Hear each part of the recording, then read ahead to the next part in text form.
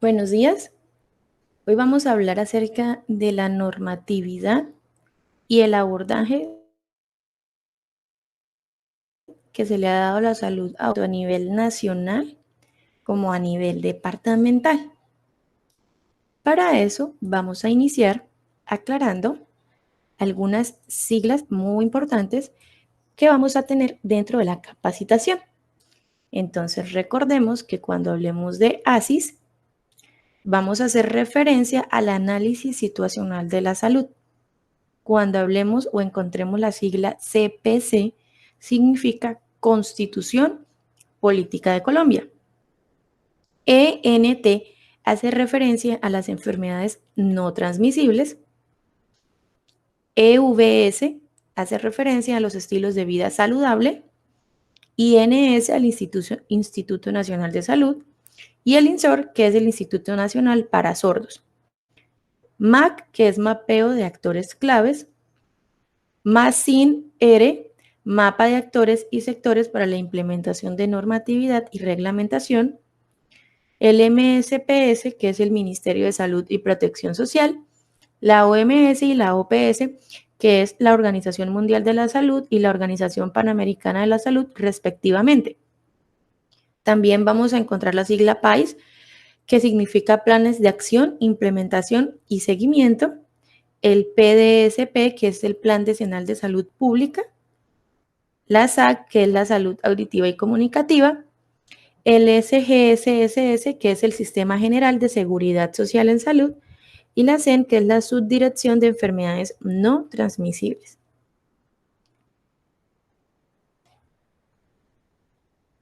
Es importante, entonces, que hablemos acerca de la salud auditiva y la comunicativa, haciendo referencia a la sigla SAC. Cuando hablamos de la salud auditiva y la comunicativa, hacemos referencia o tenemos que hablar acerca de la salud en general. ¿Por qué? Porque esta se crea y se vive en el marco de la vida cotidiana. La vemos dentro de la familia, en los centros educativos, en el trabajo con los amigos, en nuestros descansos.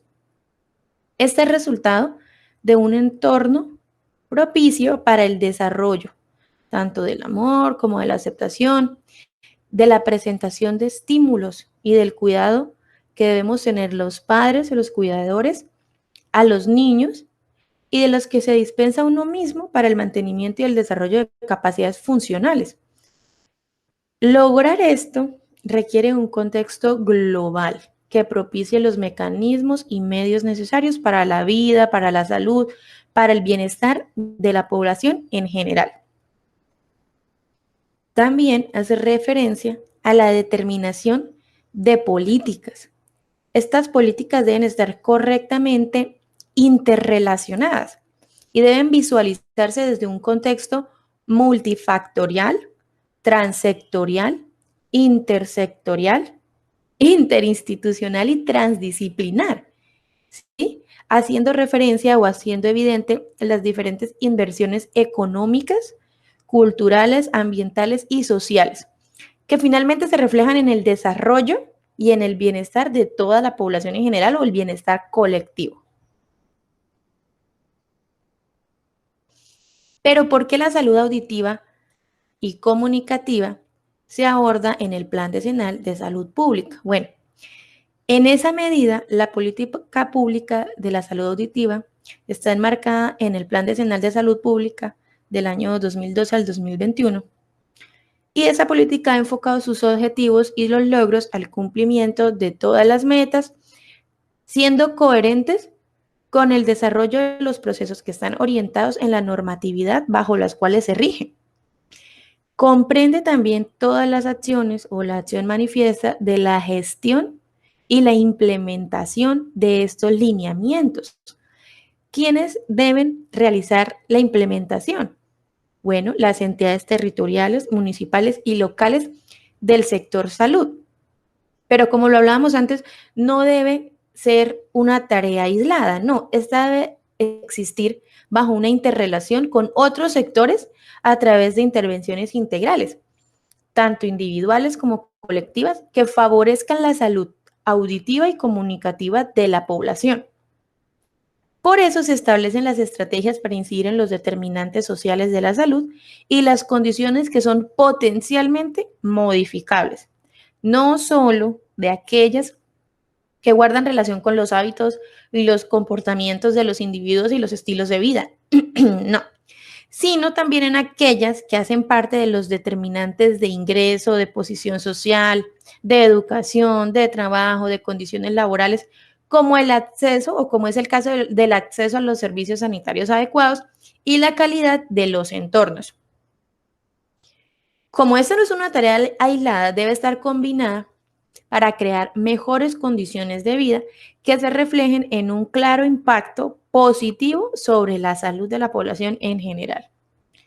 Es por eso que los lineamientos que vamos a socializar hoy se ajustan al modelo de gestión de la CEN. Esta amplía sus esfuerzos ya realizados y no crea esfuerzos paralelos.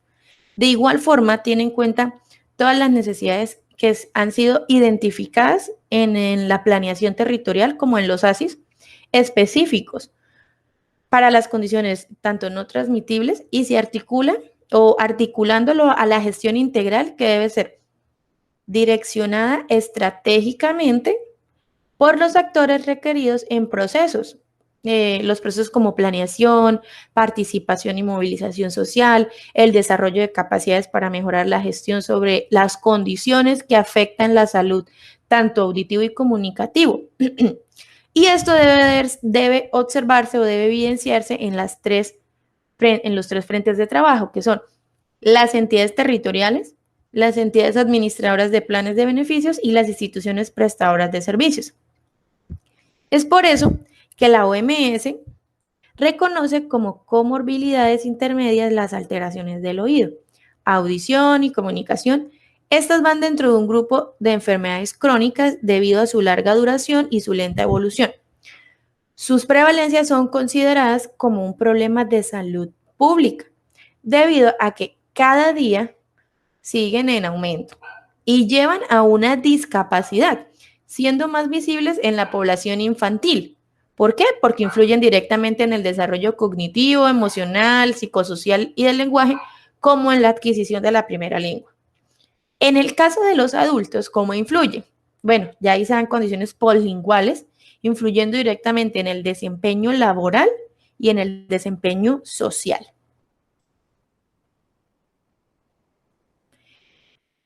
Con todo esto que hemos mencionado, es importante que hagamos énfasis en los estudios y la información nacional relacionada, un momento acomodo aquí la diapositiva, relacionada y que ha sido obtenida en base o con base al comportamiento social e individual de las personas en los distintos ámbitos de la vida cotidiana, ¿sí? Es por eso que a través de este mecanismo se determina la situación actual en Colombia.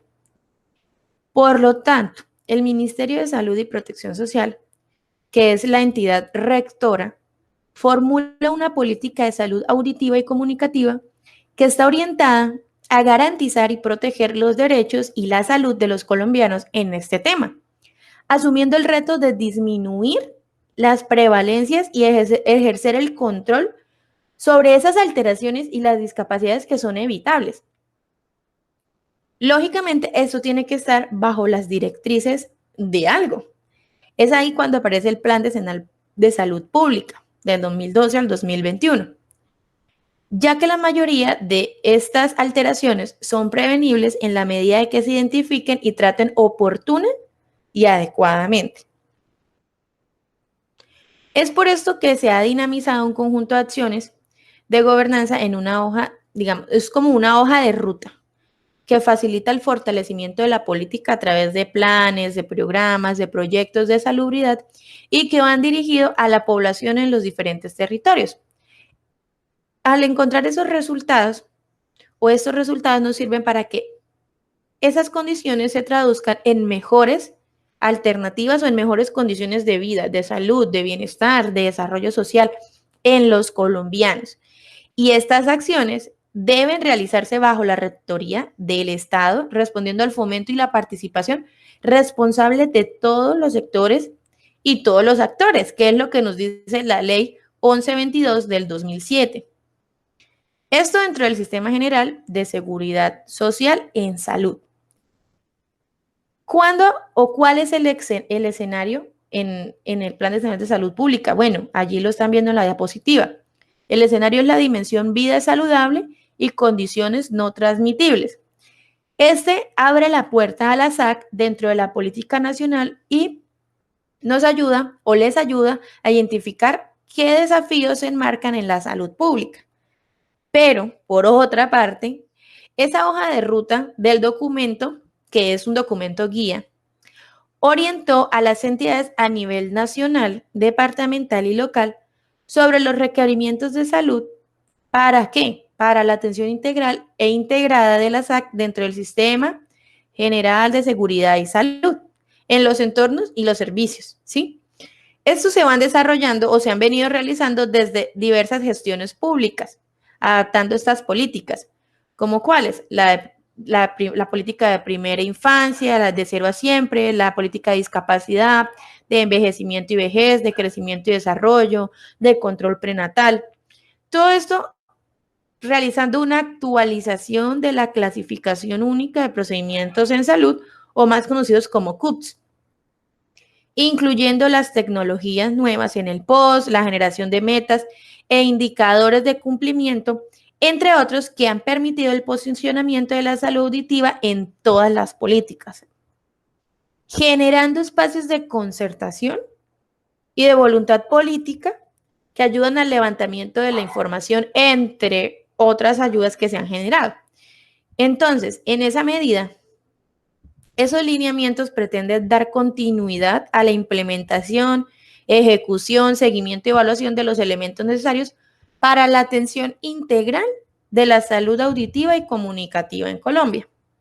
Y finalmente, esa iniciativa y esa participación del Ministerio de Salud y Protección Social de conformar una mesa de trabajo con los diferentes líderes ministeriales de salud auditiva que tiene Latinoamérica, se dio en el año 2014 y permitió definir el marco estratégico para el cuidado del oído y la audición, liderado por la Organización Panamericana de la Salud y la Organización Mundial de la Salud. Cuando se realizó esta reunión, surgió la propuesta de estructurar una plataforma regional para el cuidado del oído y de la audición, luego de conocer a profundidad los problemas o la problemática para emprender acciones con la participación y representación de los estados que son miembros, ¿sí? En ese foro hubo una base que permitió promover un mayor nivel internacional de interacción entre los países y fomentar la puesta en común de las aportaciones tanto técnicas como de experiencias y recursos para mejorar la salud auditiva y comunicativa de los países de la región.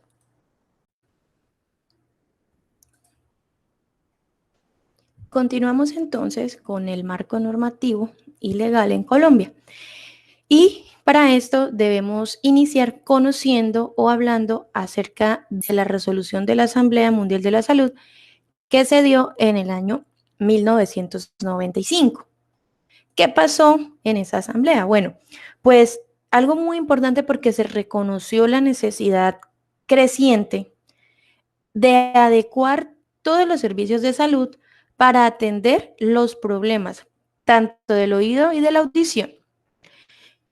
¿Por qué? ¿Por qué sucedió esto? Porque en ocasiones suelen ser insuficientes o solían ser insuficientes e inadecuadas las acciones desarrolladas por los países en desarrollo e instó a los Estados miembros a elaborar planes nacionales, es decir, que estuvieran adaptados a la necesidad de cada país para la prevención y el control de las principales causas de las pérdidas de la audición. Y esas principales causas tienen un componente especial y es que eran evitables y que eran de detección temprana en los bebés, en los niños, ¿sí? Y también en los ancianos. Todo eso se podía prevenir. ¿Por qué se hizo eso? Bajo el marco de la atención primaria en salud. Y también invitó a capacitar a los prestadores de servicios de salud en relación con los conceptos de atención primaria para el cuidado del oído, de la audición, y a ejercer actividades de prevención en los problemas que tienen que ver con la pérdida de la audición y los trastornos de la comunicación, apoyando los procesos de desarrollo, los procesos de implementación y seguimiento de los programas y planes que son pertinentes. Bueno, pero entonces, en Colombia, ¿cómo está esa situación a nivel normativa y legal? Bueno, Colombia cuenta con un marco legal amplio que sustenta las acciones en salud pública. Este se traduce en planes que dan respuesta de manera especial a los temas que han sido identificados como prioritarios, de acuerdo a la vigilancia que se ha llevado a cabo sobre el comportamiento de las cifras epidemiológicas. El cimiento de dicha normatividad se halla en la Ley 100. Esa Ley 100 es la reguladora de la seguridad social en Colombia. ¿Qué pasa con ella? Que es la que rige las acciones de promoción y prevención, especialmente la promoción y la prevención, y se apoya en resoluciones como la 4288 de 1996. Toda esta normatividad la vemos allí en pantalla.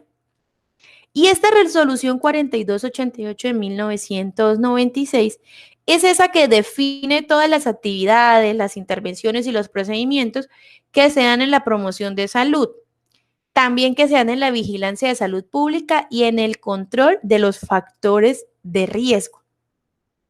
Aparece también la resolución 412 del 2000, que establece algunas actividades y procedimientos, también intervenciones, de una demanda inducida y que es de obligatorio cumplimiento, adoptando todas las normas que son normas técnicas y todas las guías de atención para el desarrollo de las acciones de protección específica, de detección temprana y atención de enfermedades de interés en la salud pública.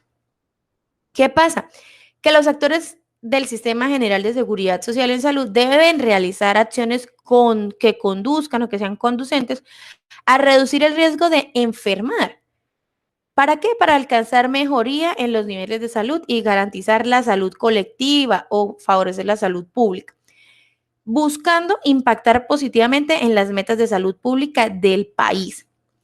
Por eso es que en Colombia un tema prioritario es la salud infantil y es allí cuando aparece la política de 0 a siempre, porque es necesario tener presente algunas normas que protegen o que sustentan esta política, ¿sí? Como la Convención Internacional de los Derechos del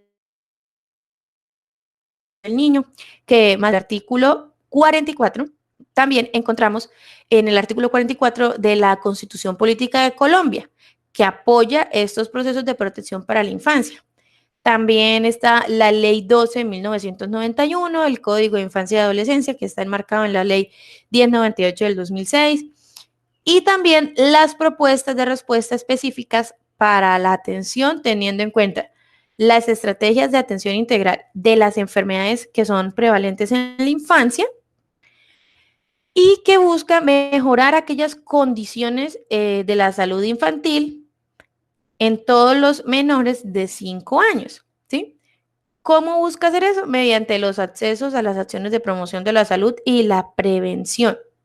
También para tener acceso a los diagnósticos y al tratamiento de las enfermedades más frecuentes, buscando el constante fortalecimiento de esas prácticas que son claves a nivel comunitario y que están relacionadas con el manejo de las enfermedades prevalentes de la infancia, según la Organización Mundial de la Salud y la UNICEF.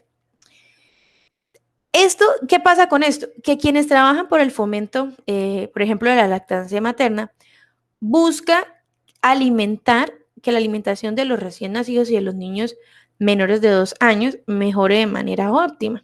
Entonces, en ese tipo de actividades, la dinámica de estas iniciativas pone de manifiesto que se trata de estrategias que son articuladas con acciones, programas, proyectos en la preparación de la gestación, en el conocimiento de los signos de alarma que pueden presentarse tanto en el momento del parto como en la atención al recién nacido y en el crecimiento y el desarrollo de los niños y las niñas en el mundo.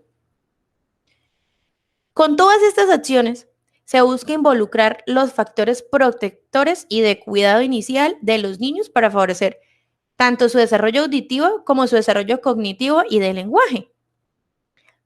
Aparece entonces también la Ley 982 del 2005. Esta nos dice que o busca establecer las normas tendientes a la equiparación de oportunidades para las personas sordas y las personas sordociegas. Presenta también la necesidad de realizar acciones de prevención a esta población y ordena al Ministerio de Salud y Protección Social crear el Programa Nacional de Detección Temprana y Atención de la Hipoacusia. Más adelante, en el 2007, encontramos la reforma a la salud que se llevó a cabo en este año, en la que se impulsan las guías de promoción de salud y prevención de las enfermedades en la salud pública. ¿Qué pasa con esto? Que brindó la oportunidad a los niños con factores de riesgo de hipoacusia, por ejemplo, ¿cuáles son esos factores de riesgo que pueden generar una hipoacusia? El uso de la ventilación mecánica por más de 5 días, un peso inferior a 1.500 gramos al nacer, las malformaciones craneofaciales, la meningitis bacteriana que se puede presentar a cualquier edad, el accidente hipóxico, los traumatismos cráneoencefálicos y el empleo de medicamentos ototóxicos en ciclos sucesivos. Con esto se buscaba que se realizaran las valoraciones auditivas en el periodo neonatal o en los primeros meses de vida. Por lo tanto, esta misma guía exige la realización de potenciales evocados auditivos de tallo cerebral a niños con factores de riesgo específicos.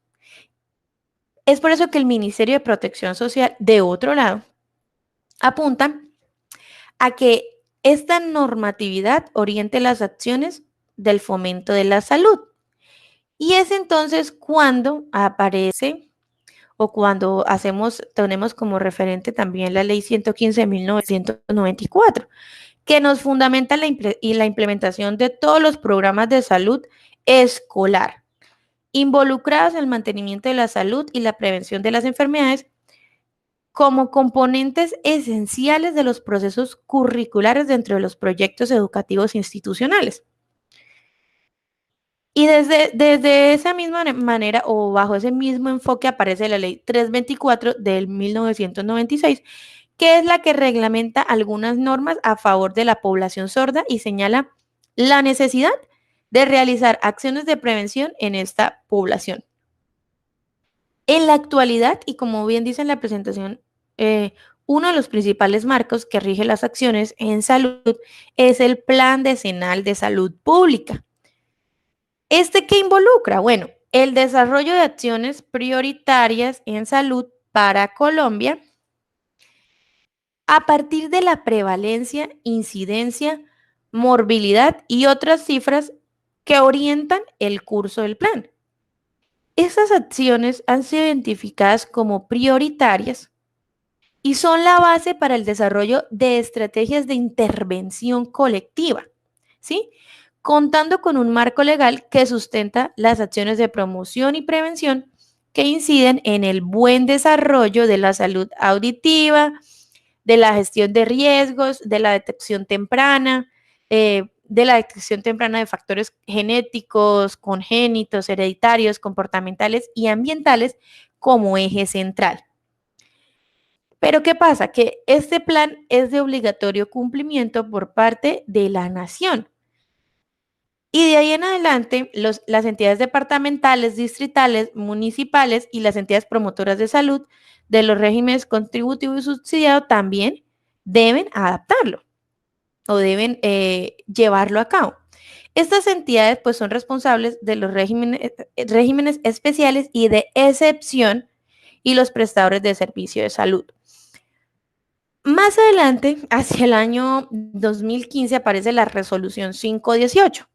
Esta establece las directrices para la gestión de la salud pública, teniendo en cuenta la ejecución, el seguimiento y la evaluación del Plan de Salud Pública de Intervenciones Colectivas o los llamados PIC, constituido como un conjunto de políticas que buscan garantizar de manera integrada la salud de la población por medio de acciones de salubridad que estén dirigidas tanto de manera individual como colectiva bajo la rectoría, lógicamente, del Estado, pero con la participación responsable de todos los sectores de la comunidad.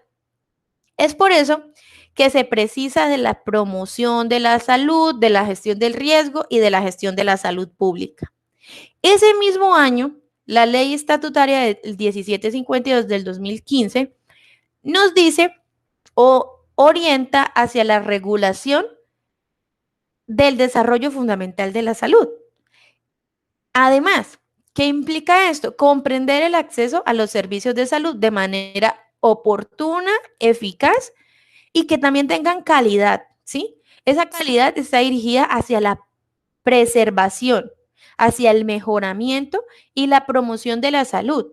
¿Por qué? Porque es el Estado quien adoptará las políticas para asegurar la igualdad de trato y oportunidades en el acceso a las actividades de promoción, prevención, diagnóstico, tratamiento, rehabilitación y paliación para todas las personas.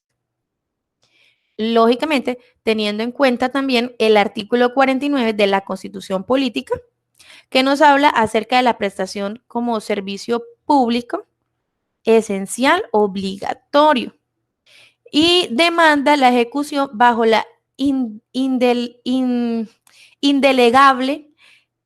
bajo la indelegable dirección, supervisión, organización, regulación, incluso la coordinación y el control del Estado. Pero para eso encontramos otra ley que salió en el 2012, que es la ley 1562, la cual modificó el Sistema Nacional de Riesgos Laborales, ¿sí? En esa medida se establecieron un conjunto de entidades públicas y privadas y las normas y los procedimientos destinados a prevenir, proteger, atender a todos los trabajadores de los efectos de las enfermedades y los accidentes que pueden ocurrir con ocasión o como consecuencia del mismo trabajo que desarrollan. Esas disposiciones vigentes, que en su momento eran, se llamaba salud ocupacional, relacionadas con la prevención de los accidentes de trabajo y las enfermedades laborales y el mejoramiento de las condiciones de trabajo, hacían parte del Sistema General de Riesgos Laborales. Pero, por su parte o por otra parte, los lineamientos responden especialmente a lo establecido en el decreto 4107 del 2011, en donde se definían todas las funciones para la subdirección de enfermedades no transmisibles, en coherencia con lo dispuesto en el artículo 49 de la Constitución Política de Colombia, que es o define de manera explícita como responsabilidad del Estado garantizar a todas las personas el acceso a los servicios de promoción, protección y recuperación de la salud. Y en el artículo 20, la ley 1751 del 16 de febrero del 2015 nos dice o nos menciona que es importante la regulación del derecho fundamental de la salud. Estipula también como obligación del Estado formular y adaptar políticas que propendan o que se dirijan hacia la promoción de la salud, prevención, a la atención de las enfermedades y a la rehabilitación de sus secuelas, a través de acciones tanto individuales como colectivas. Y en el artículo 42 ya de la ley 715 del 2001, distinguen al Ministerio de Salud y Protección Social como rector y regulador a nivel nacional de las acciones de salud. Es por eso que toda esta normatividad, como les mencionaba al inicio, Colombia cuenta con una normatividad, una base legal amplia para fundamentar el ejercicio de las actividades de la SAC. Pero, ¿cuál es la situación como tal de los problemas auditivos a nivel internacional y nacional? Cuando hablamos a nivel internacional o a escala mundial, la pérdida de la audición es la discapacidad de mayor prevalencia, la pérdida de la audición sensorial, ¿sí? La Organización Mundial de la Salud, además, ha hecho o ha realizado algunas estimaciones. Esperen, cambio acá la página. Ha realizado algunas estimaciones que sirven de base para conocer el número o el porcentaje de personas con pérdida auditiva por tipo, por grado, por etiología y por costos. Los costos aproximados que pueden. Entonces, algunos datos importantes que podemos observar allí en la presentación es que más del 5% de la población mundial, o sea, alrededor de unos 360 millones de personas, padece pérdida de la audición discapacitante, ¿sí? De esa cifra, de esos 360 millones, 328 millones son adultos y 32 millones son niños. Se entiende entonces como pérdida auditiva discapacitante aquellas que tienen grados superiores a 30 decibeles en el mejor oído, tanto en niños como en adultos. La mayoría de las personas con pérdida de audición discapacitante vive en países de bajos y medianos ingresos. También nos da otra cifra muy importante que es que 5 de cada 1000 niños nacen con esta misma condición o la sufren en la primera infancia.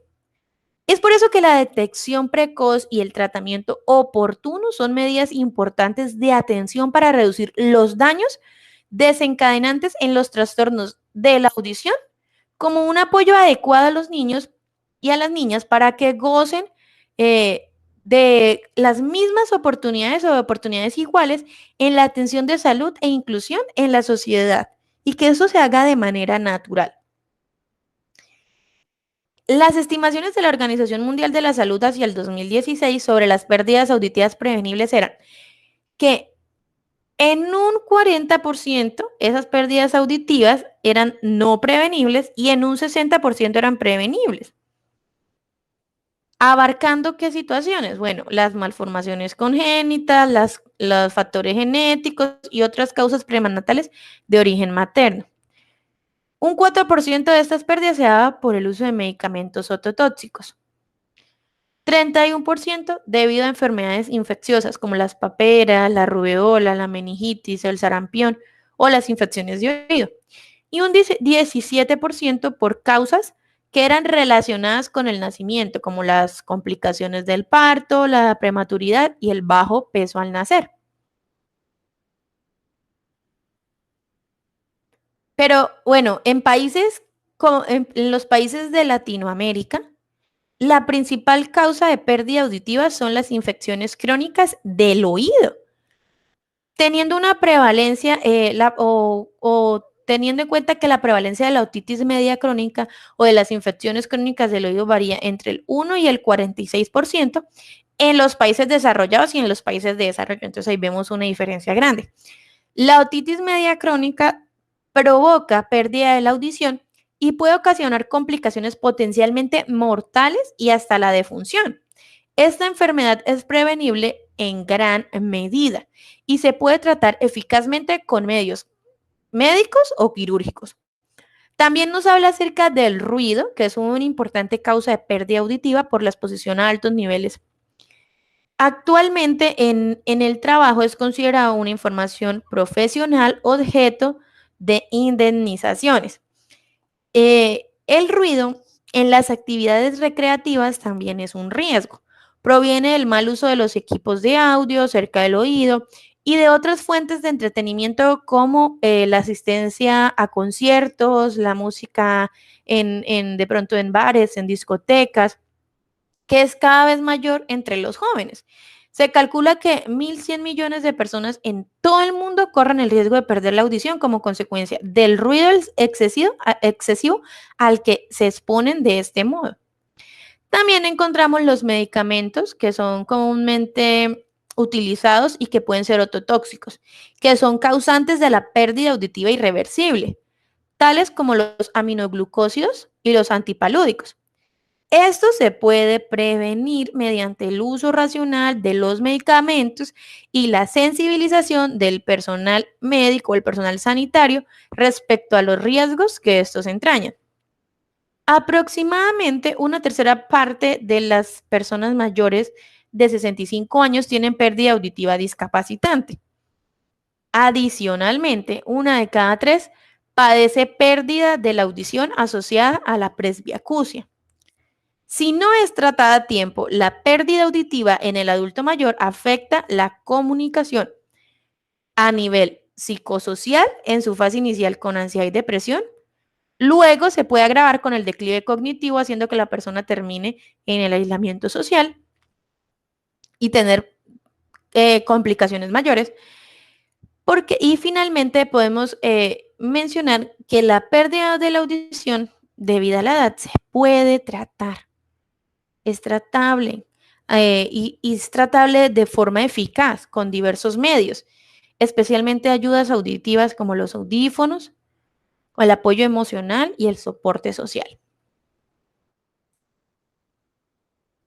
Pero bueno, aterricémoslo un poco a nivel nacional y por ende a nivel departamental, porque a nivel departamental pues debemos tomar como referencia todas las acciones que se implementan desde el Ministerio de Salud para que sean adecuadas por la Secretaría, por todos los entes territoriales.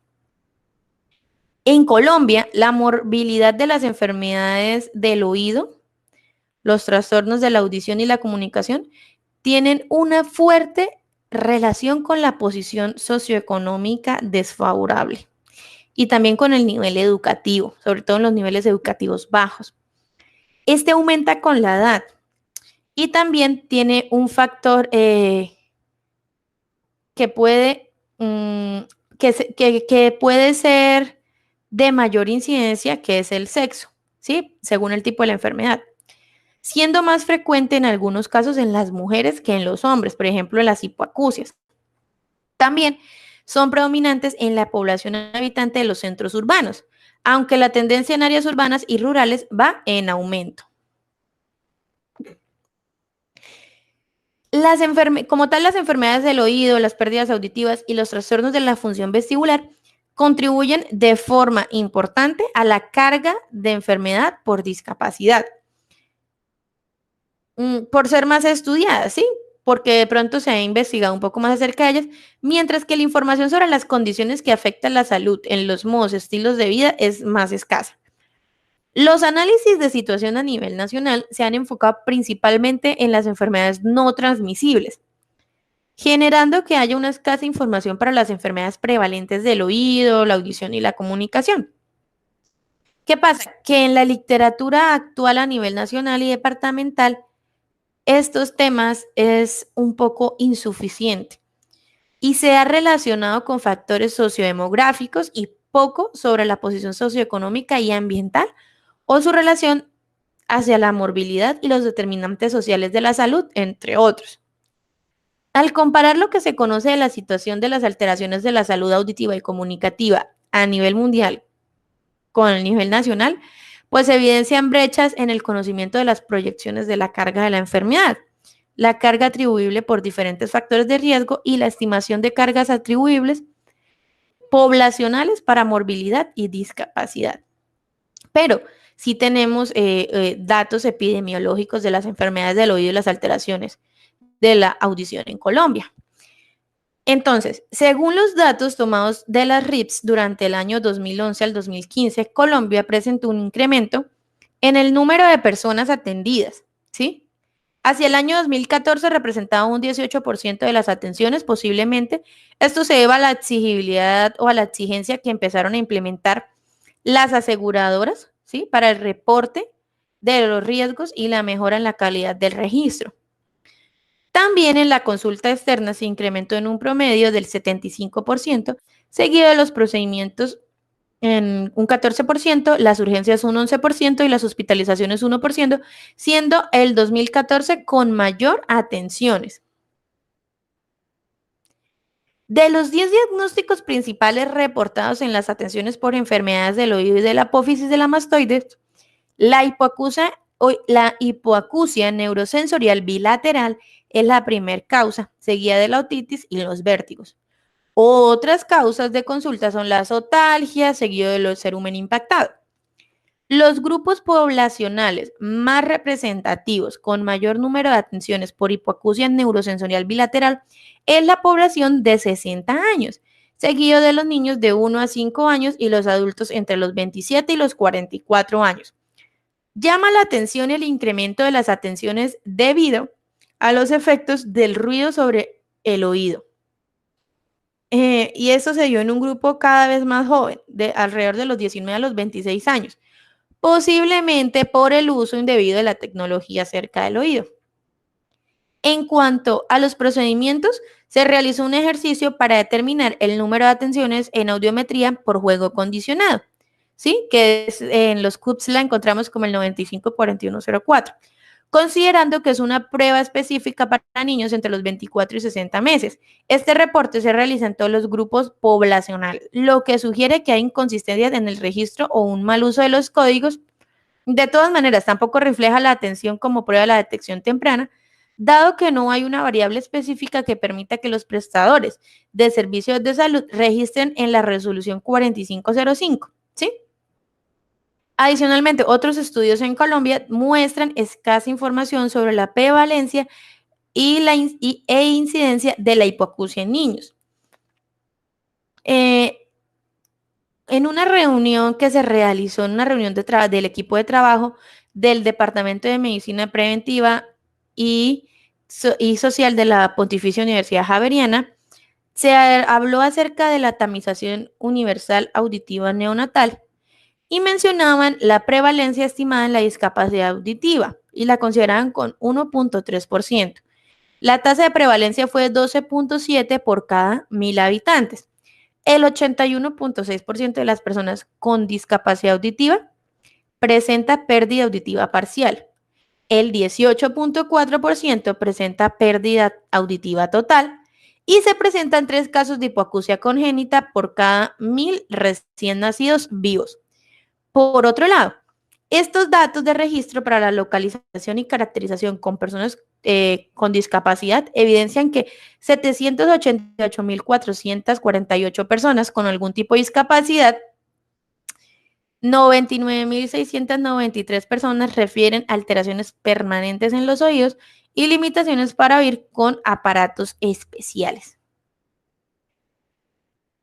Finalmente, ya según el análisis de caracterización del registro de toda la población total identificada, la población sorda representa el 12.6% del total de registros realizados entre el 2003 y el primer semestre del 2009.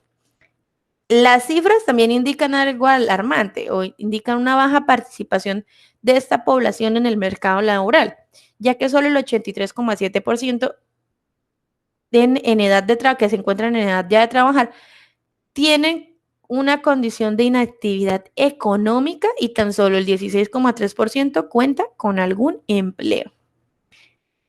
Con esto finalizamos el tema de normatividad de la salud auditiva y comunicativa, tanto a nivel nacional como a nivel departamental. Muchas gracias. Recuerden que podemos dejar todas las preguntas acerca de este tema en los comentarios del video.